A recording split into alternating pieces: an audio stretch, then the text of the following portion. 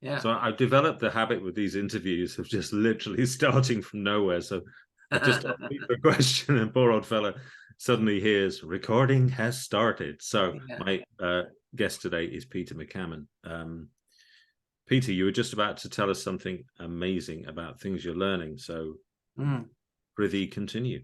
Well, what I'm going to start with is, and I'm going to phrase it this way. I was trying to think about how to phrase this, but I'm going to use it. I don't know whether this is an analogy or a metaphor, but it's like it's basically you can't run a marathon at 10K pace, and I've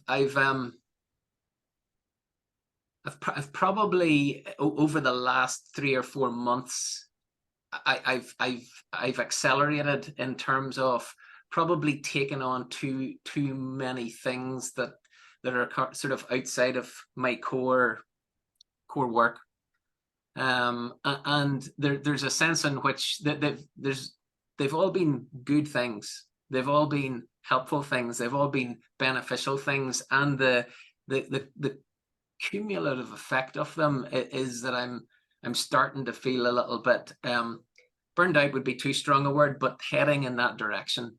And what I'm seeing as a result of this for me is that there's a pace that is sustainable for me, and it may be that my pace is different from yours or different from other people's. It doesn't. I think it's there's no.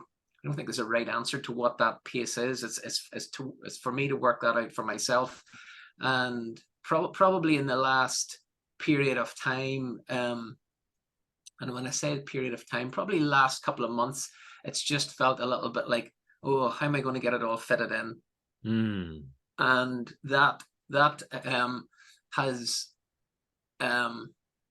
probably started to impact the degree to which it feels like fun and enjoyment. It's feeling a bit heavier than it was, and so it's almost like I've been in this race, so to speak, to use the race metaphor, long distance race. I'm in this for the long haul, and it's almost like I just have accelerated a little bit without really being aware of it, without really overthinking it, and finding myself where, okay, I'm going to have to just probably slightly adjust a couple of things going forward over the next number of months, because I want to get back to really loving it. I want to get back to it. I want to make sure that the next 10 years are the 10 most enjoyable years of working that I've ever had. And at this pace, I probably need to do something about that. I wonder if you need to go faster. You wonder if I need to go faster? No, I tell you what. It's an interesting question, and faster in. I'll tell you why I say it, just to give you like a second. I love the question. To recombobulate, was because when I was listening to what you were describing, and obviously I don't know if this is a fair comparison, but I had a very similar thought pattern. I don't know, like a week or 10 days ago, I was kind of looking at my diary, and obviously with the offer I did and getting like suddenly a stack of clients, which is brilliant. It's like the best thing I've ever done, in my view, for my longer term business. But I looked at it and I was and I wrote about it in my newsletter at the weekend, actually. It was like, oh, what's dropping by the wayside? And it was like business development, working on rather than in. That's what I was kind of thinking. And so I just sort of sat with that for a bit. And because the kind of response to that was, okay, like slow some things down then, drop some things off. And one of the things I was thinking of doing was just pausing the newsletter for a couple of weeks until the school, and then, always tons to write about the school, because the newsletter's origin was sharing the journey of the school. And then something inside went, no, go quicker. I was like, oh, that's interesting. And I looked at my diary again, and I'm not projecting this onto you, I'm just like sharing it. But I looked at my diary again and just went, there's a ton of time you could be more efficient. You could plan better, because I do tend to be a very off the cuff you know, like see an idea, bang, that's it, it goes, and I create it like one I did yesterday, and I love all that. It's great, but I can also see that. So I then, the frame that came to me then was, rather than being sort of busier than I wanted, it's like, oh, hang on, you're in training, you're building capacity. That's what you're doing. This is like, you've got some event that you might not even know yet that you're working for, and this moving into more is an expansion, and the kind of feeling of is temporary as you build your growth. Anyway, just thought I'd share that. It's a great question, and I'm gonna sit with it after we've had the conversation. And I know that I mean, as soon as you said, you know, you could be more efficient with your time, I'm certain I can be more efficient with my time. Yeah. And I also know that there's a lot on in terms of my calendar is it's probably at about, in terms of space for conversations, it's probably at about, I'd say it's at about 90%, which doesn't leave me a lot of space for it. It's kind of the peripheral stuff, which arguably is not important, but well, peripheral in some ways. You know, VAT returns are peripheral, but compulsory. Tax returns are peripheral, but compulsory. So it's creating time for things like that, and I know that. Yeah, it's a good question. What would it look like if I speed it up? Yeah. And I just love how, like, you know, like, this is our bread and butter, isn't it? How when we juxtapose something, just put a different frame on it. It's like when you said then about like VAT return stuff, like what came into my mind is, oh, right, Peter's building an empire, so he just needs an empire infrastructure. Well, I mean, I'm getting better at taking less time at doing stuff like that. You know, I've got a, you know, I've got an accountant, and he's great. You know, and I was working a system where I was sending him my statements and all my receipts and stuff like that.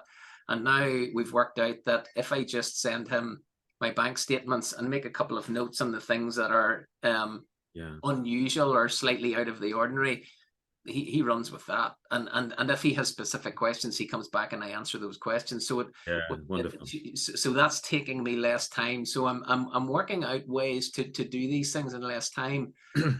But there's still feels like there's a lot on. The other side to this is that and this has been interesting in that when there's a lot on, and I guess it's when there's a lot on and I eventually begin to feel the weight of it, that is the thing that sort of I suppose I'm pointing to right now. And there's a sense in which I've felt this before, and in the past it's been the start of something that was not a, you know, not a good direction to pursue. So I'm kind of conscious of that.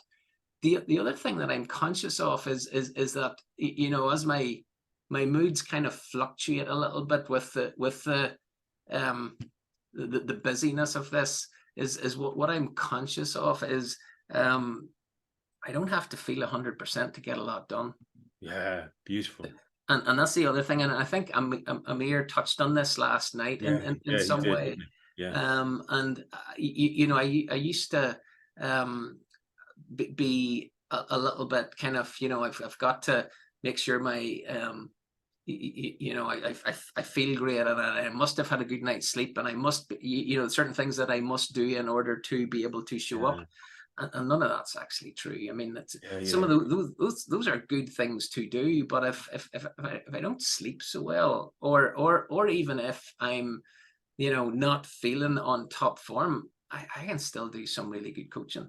Yeah, totally. That's you know, I can still take clients on. I can still, it doesn't, you know, my mood is just what my mood, and you know, from a principal's point of view, that connects in with some kind of thinking that's going on, whether I'm aware of what the thinking is or not. Yeah, no, totally. Yeah, You absolutely. know, that Yeah. doesn't matter so much. So what I see is that, you know, even if even if I'm not feeling at 100%, I can do great work. So there's kind of two things, and those kind of, there's a little bit of a tug of war between those for me at times, when it's like, am I going too fast, and is that creating some of the kind of the ups and downs in terms of the days when I'm loving it and the days when I'm not loving it so much, and whenever it feels like there's more days when I'm not loving it, then that's when I start to look at, right, what is there something that needs to give here? So it's just just an awareness that I have. Yeah, lovely, lovely. Something It's that just I'm so watching. it's just so interesting, isn't it, listening to someone's sharing, because like I just hearing it, I'm like, oh yeah, you're building capacity. That's just what it sounds to me. So it took me back to, like, I've been doing loads of this mobility stuff. So I was doing it this morning, drop my son at sixth form and then start it. And I do this like shouldery thing with a thick band where you shove your arms right behind and Oh, then pull it back. dislocators. Yeah, something like that. Yeah. And so when I started it, I was like, you know, I was basically using an elastic band, and now I'm on the top band that I've got, and I can do it. But this morning I did the first set. It's only like 8, and then side to side ones as well. And I did the first set, and it was like, wow, I'm working really hard at this. Like something was wearing away in the system. It felt like hard work, and I was pulling, I was kind of, you know, grunting and whatever. And then I did the other exercises. So it comes around for the second superset, and something just moved inside, and it went, you know, you could do this a lot more easily. Now the band was still the band, the number of reps was still the number of reps, but I moved my arms back, and it was like, where did that come from? Why couldn't I find that first? Like, where the hell was that hiding all the time in plain sight? And literally, it felt like the band had vanished. Now, I can't explain. I mean, I could theorize, you know, in like a semi-intellectual way about what that is, but I see so many places where that happens, where I kind of twig, somewhere in the system, I'm just making heavy weather of this shit. It isn't really like that, and if I could just catch that, this would all, I'd like breathe, and I noticed like, oh, I'm breathing better. But then the mind goes, oh, it's breathing then. You need to breathe. And it's like, well, it is, but not quite. There's something else going on that when we twig it's like it recalibrates the form, and it just becomes, you know, don't get me wrong, I still got to move this bandy thing over my head, but essentially it was effortless. And it was the smoothest next 2 sets of superset that I've done since I've been doing this since about February. So I love hearing what you're sharing, and being able to reflect on that for myself, and hopefully people listening can have an opportunity to reflect on their, you know, where something might be sticky for them, and look at the frames, and, you know, look at this idea of building capacity, which is what takes us I love training that. I mean, to I the love next the level. phrase building capacity, Dave. I love what you've said there, in the sense of, and I guess I can remember whenever I was building my practice, I remember there was a time when it felt like 15 clients, or no, sorry, even 12 clients was, you know, 12 clients was felt full. And then I kind of remember going, I wonder if I could handle 14. Yeah. And then I wonder if I could handle 16. And I mean, I've been as high as 20. And you know, that so the capacity has increased as time has passed. And you know, I think where I'm actually at now is, and I guess what I'm wondering